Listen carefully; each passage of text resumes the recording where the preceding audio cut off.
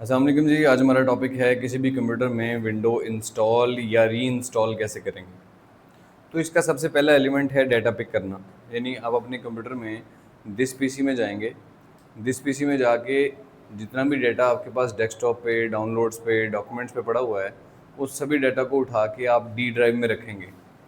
क्योंकि D drive ने format नहीं होना, सी ड्राइव ने फॉर्मेट हो जाना है। तो इसलिए ज़रूरी है कि हम सारा डाटा यहाँ से पिक कर लें। जो डाटा आपने एक्चुअली सी ड्राइव में रखा है वो भी उठा लें, और इसके अलावा अगर कोई डाटा आपके पास डेस्कटॉप पे पड़ा हुआ है, डाउनलोड्स पे पड़ा हुआ है, डॉक्यूमेंट्स में पड़ा हुआ है, तो उन सभी डाटा को उठाना है और डी ड्राइव में प्लेस करना है। ये सबसे पहला एलिमेंट है। जब डाटा इस तरह से कॉपी आप कर लें तो अगला एलिमेंट है शट डाउन करना। आप कंप्यूटर को शट डाउन कर देंगे। तो मैंने इसको शट डाउन किया विंडो एक्स और यू। शट डाउन करने के बाद आप यूएसबी अटैच कर दें। यूएसबी अटैच करने के लिए आपने चेक करना है, मेरे पास दो यूएसबीज़ हैं। एक है जिसका बायोस मोड है लेगेसी, और एक है जिसका बायोस मोड है UEFI। तो मुझे कैसे पता चलेगा मैं दोनों में से कौन सी यूएसबी इसके साथ लगाऊं? तो उसके लिए अब यूएसबी में विंडो कहाँ से आई, इसको हम सेपरेट लेक्चर में डिस्कस करेंगे कि यूएसबी में विंडो कहाँ से आई, और यूएफआई विंडो कैसे करते हैं, और लेगेसी विंडो कैसे करते हैं। लेकिन अभी के लिए हम फाइंड आउट करते हैं कि कंप्यूटर का बायोस मोड क्या है। तो कंप्यूटर को चलाना है आपने, और चलाते ही आप F12 प्रेस करेंगे। बार बार F12 को प्रेस करते जाएंगे और आपके सामने एक स्टार्टअप डिवाइस ऑप्शन मेन्यू खुल जाएगा। आपने इसमें से सेटअप में जाना है। आमतौर पे होता ये है कि शट डाउन करने के बाद आप कंप्यूटर जब स्टार्ट करते हैं तो HP के लैपटॉप या कंप्यूटर में F9 प्रेस करते हैं बूट मेन्यू खोलने के लिए, और डेल या बाकी जो लैपटॉप्स या कंप्यूटर्स हैं उनमें F12 प्रेस करते हैं।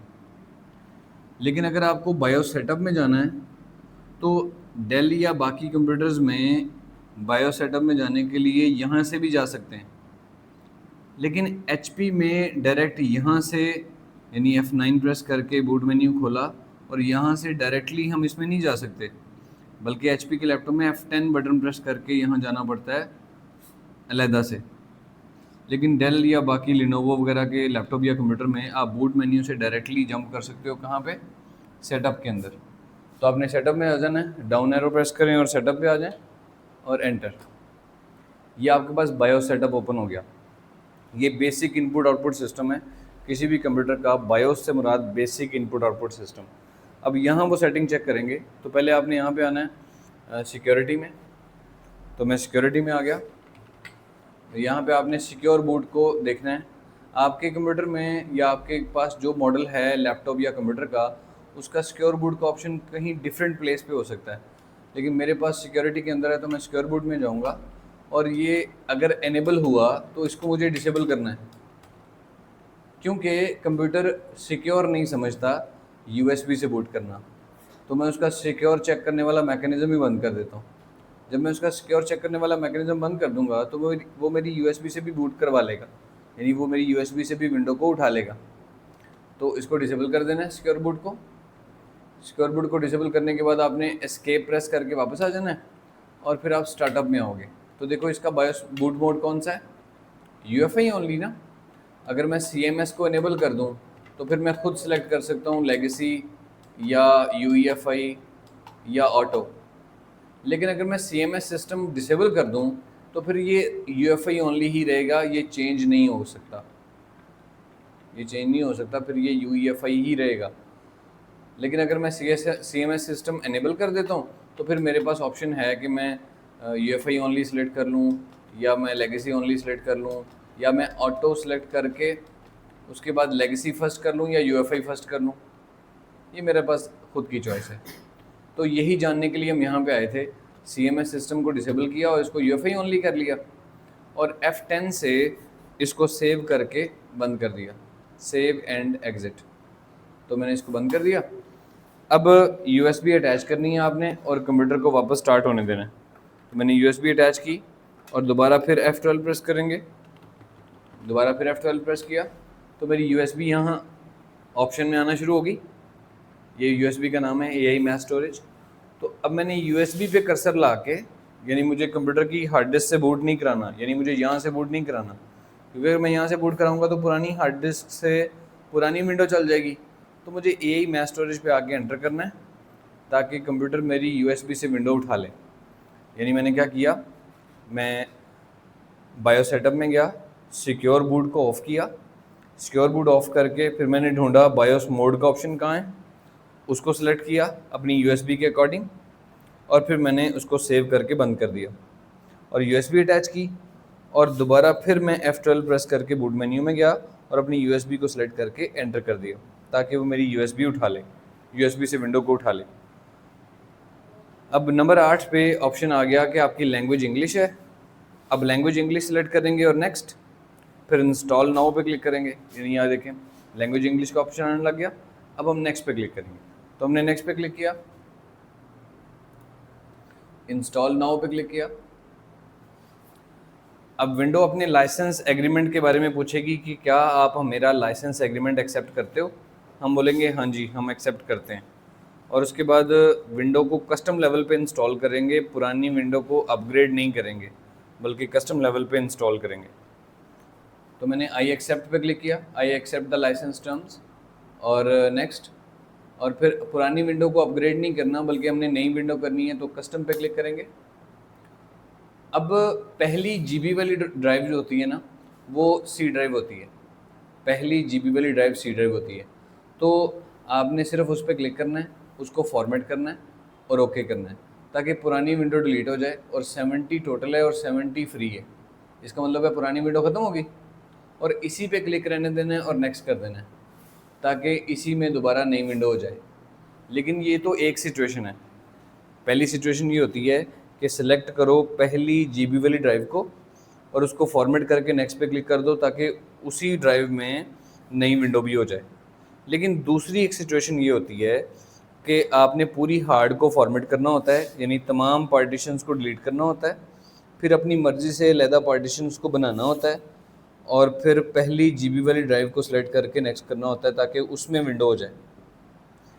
तो दूसरे सिनेरियो की तरफ अगर हम आएँ तो उसमें पहली ड्राइव पे क्लिक करके मैं डिलीट करूँगा और ओके, फिर दूसरी पे क्लिक करके मैं डिलीट करूँगा ओके, फिर यहाँ पे क्लिक करके डिलीट करूँगा ओके, फिर यहाँ पे क्लिक करके डिलीट करूँगा ओके, फिर यहाँ पे क्लिक करके डिलीट करूँगा ओके। सारी हार्ड फॉर्मेट होगी।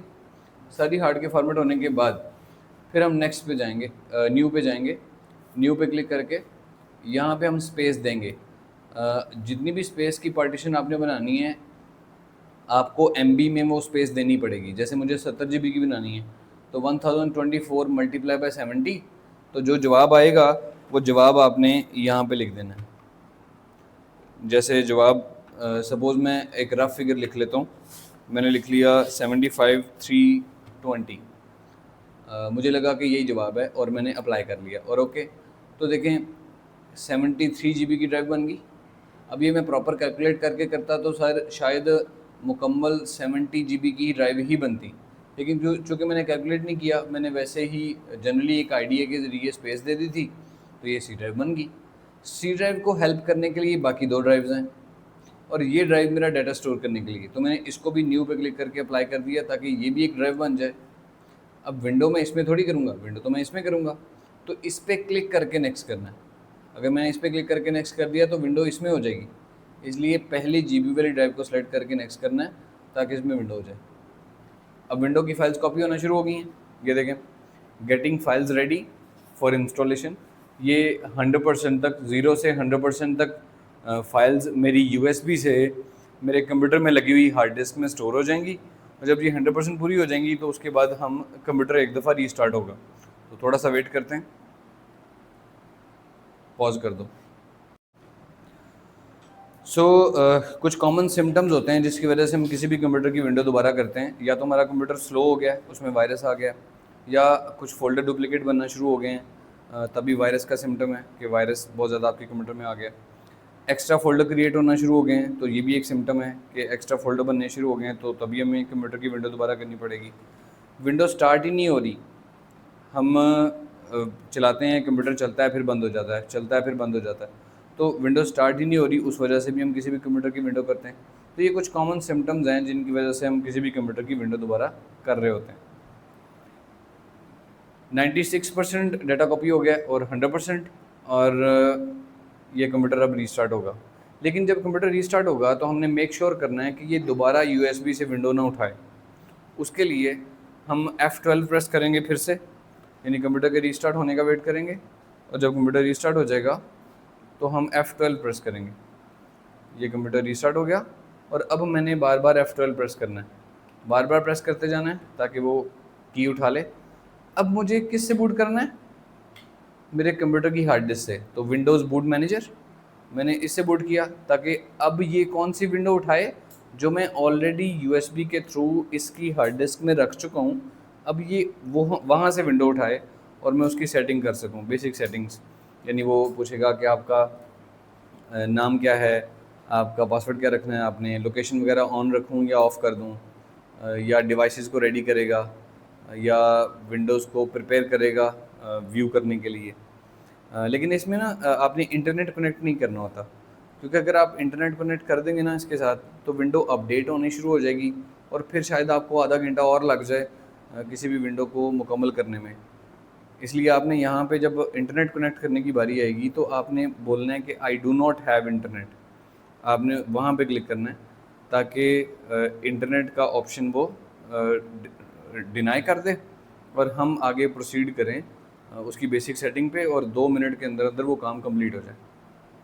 तो ये देखें गेटिंग रेडी कर रहा है डिवाइसेस को। अब जैसे गेटिंग रेडी का मुकम्मल होगा तो उसके बाद अगला स्टेप आएगा, आपका रीजन पूछेगा, आप कहाँ रहते हैं वगैरह वगैरह। उस हिसाब से आपका डेट एंड टाइम सेटिंग्स इन सबको कन्फिगर करेगा।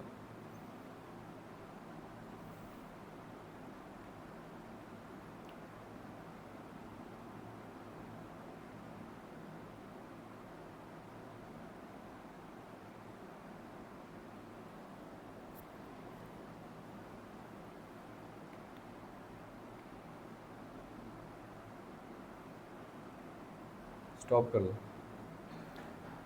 गेटिंग डिवाइसेस रेडी के बाद कंप्यूटर फिर से रीस्टार्ट हुआ एक दफ़ा। रीस्टार्ट होने के बाद वो दोबारा अब विंडो को प्रिपेयर करेगा चलाने के लिए। अब USB का काम ख़त्म हो चुका है। आप चाहें तो USB उतार सकते हैं ताकि कंप्यूटर बार बार USB से बूट ना करे। तो USB उतार दी हमने ताकि कंप्यूटर बार बार USB से बूट ना करे।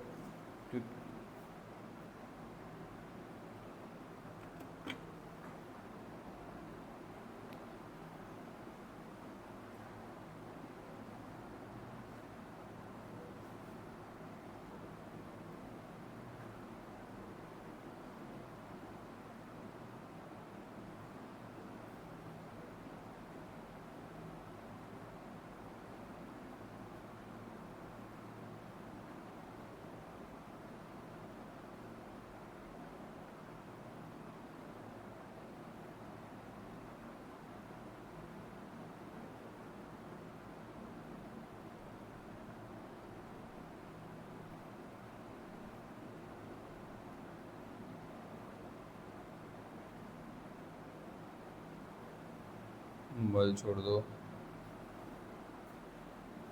फोकस कर।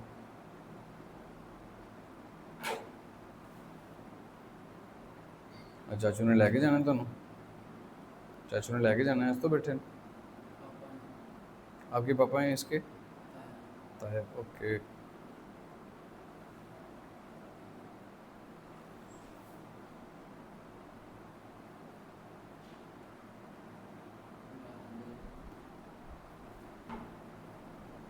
ओके जी, तो यहाँ पे अब विंडो स्टार्ट हो गई है। सबसे पहले पूछ रहा है कि आपका रीजन कौन सा है। United states. यहाँ पे आपने अपनी कंट्री के हिसाब से कंट्री सेलेक्ट कर लेना है, क्योंकि उसी के हिसाब से ये डेट एंड टाइम को फिक्स करेगा। अगर आप कनाडा सेलेक्ट करते हैं तो कनाडा का टाइम जोन, अगर आप जर्मनी सेलेक्ट करते हैं जो जर्मनी का टाइम जोन, अगर आप इंडिया सेलेक्ट करते हैं तो इंडिया का टाइम जोन। इसी तरह अब मैं यहाँ पे सेलेक्ट करूँगा पाकिस्तान, तो मैंने यहाँ पे पाकिस्तान सेलेक्ट किया और एंटर।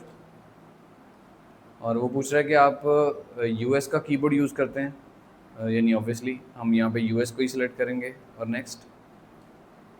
फिर वो कहता है कोई और कीबोर्ड ऐड करना है, पंजाबी, उर्दू, फ़ारसी। मैंने कहा नहीं, स्किप। वो कह रहे हैं इंटरनेट कनेक्ट करें और इंटरनेट को के ऑप्शन को स्किप करने का ऑप्शन यहाँ पे नहीं आ रहा। I do not have internet यहाँ पे आना चाहिए था, नहीं आ रहा। उसके लिए अब ये वाली कमांड यूज़ करेंगे, यानी शिफ्ट F10 प्रेस करेंगे और OOBE/bypass-nro ये वाली कमांड देंगे। तो मैंने शिफ्ट F10 प्रेस किया और यहाँ पे कमांड एक टाइप करेंगे OOBE/bypass-nro और एंटर। जैसे एंटर प्रेस करेंगे कंप्यूटर एक दफ़ा रीस्टार्ट हो जाएगा। जो ये कमांड आपने दी है ये इंटरनेट कनेक्शन को बाईपास करने की कमांड है। तो कंप्यूटर एक दफ़ा रीस्टार्ट होगा, रीस्टार्ट होने के बाद फिर वही ऑप्शन आएगा, आप किस कंट्री से हैं, यानी US, पाकिस्तान, इंडिया, व्हाटएवर। तो वो आप सेलेक्ट करेंगे यहाँ पे। सेलेक्ट करने के बाद देन वही कीबोर्ड वाला ऑप्शन एक दफ़ा फिर से आएगा और इस दफ़ा इंटरनेट वाले ऑप्शन पे I do not have internet का ऑप्शन आना शुरू हो जाएगा कि I do not have internet. तो हम यहाँ पे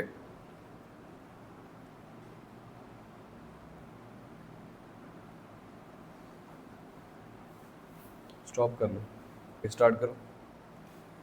अब यहाँ पे हम अगेन पाकिस्तान सेलेक्ट करेंगे। पाकिस्तान सेलेक्ट करने के बाद हम यहाँ पे नेक्स्ट, और कीबोर्ड हमें कोई और ऐड नहीं करना तो हम उसको स्किप कर देंगे। लेकिन इस दफ़ा देखें यहाँ पे I do not have internet का ऑप्शन आ रहा है, तो आपने इस पर क्लिक किया, continue with the limited setup. और यहाँ पे नाम क्या रखना है आपने, आप कोई भी नाम रख सकते हैं, मैं ये नाम रख लेता हूँ। और फ़िलहाल मैं पासवर्ड को नहीं रखने लगा तो मैं नेक्स्ट करके पासवर्ड को खाली छोड़ के नेक्स्ट कर देता हूँ। ये कुछ बेसिक ऑप्शन हैं, लोकेशन ऑन रखनी है कि नहीं, फाइंड माई डिवाइस ऑन रखना है कि नहीं, डायग्नोस करना है कि नहीं, ये सब ऑप्शनल है, आप ऑफ भी कर सकते हैं। तो मैंने इसको एक्सेप्ट कर लिया एंड दैट्स इट। ये हाई का ऑप्शन आ रहा है, इट मीन्स दैट आपकी विंडो रेडी होगी। तो हमने आज सीख लिया कि किसी भी कंप्यूटर की विंडो दोबारा करनी हो तो पहला एलिमेंट है डाटा पिक करना, शट डाउन करके उसका बूट मेन्यू खोलना, बायोस सेटअप में सिक्योर बूट को ऑफ कर देना और बायोस मोड सेलेक्ट करके उसी हिसाब से इसको सेव करके एग्जिट कर देना और USB अटैच कर लेना उसी हिसाब से जो इस तरह का बायोस मोड हो। और फिर दोबारा बूट मेन्यू में जाके USB सेलेक्ट करनी है, बूट करवाना है और लैंग्वेज इंग्लिश, विंडो के लाइसेंस को एक्सेप्ट कर लिया, कस्टम इंस्टॉल, पहली GB वाली ड्राइव को सिलेक्ट करके फॉर्मेट करके नेक्स्ट कर दिया। या फिर दूसरा प्रोसीजर यूज़ करना है तो सारी ड्राइव्स को डिलीट करना पड़ेगा, सारी ड्राइव्स को डिलीट करके देन यूज़र क्रिएट करके फिर पहली GB वाली ड्राइव को सिलेक्ट करके नेक्स्ट करना है और देन कंप्यूटर रीस्टार्ट होगा। फिर हमने बाईपास वाली कमांड की ज़रूरत पड़ी थी, कुछ विंडोज़ इंस्टॉल करते हुए बाईपास की कमांड की ज़रूरत नहीं पड़ती, तो फिर आपको ये इस कमांड से कोई लेना देना नहीं है, आप वैसे ही प्रोसीड कर लेंगे। यहाँ पे आप देखें this might take few minutes और फिर जैसे ये कंप्लीट हो जाएगा तो आपके पास डेस्कटॉप का ऑप्शन आ जाएगा और आपकी विंडो डन। फिर उसके बाद इंटरनेट कनेक्ट करके आप खुद से विंडो को अपडेट कर सकते हो। ये डेस्कटॉप आ गया आपके पास, अब यहाँ पे जाएं और यहाँ पे जाके आप इंटरनेट कनेक्ट करें, यहाँ से अवेलेबल इंटरनेट कनेक्ट किया,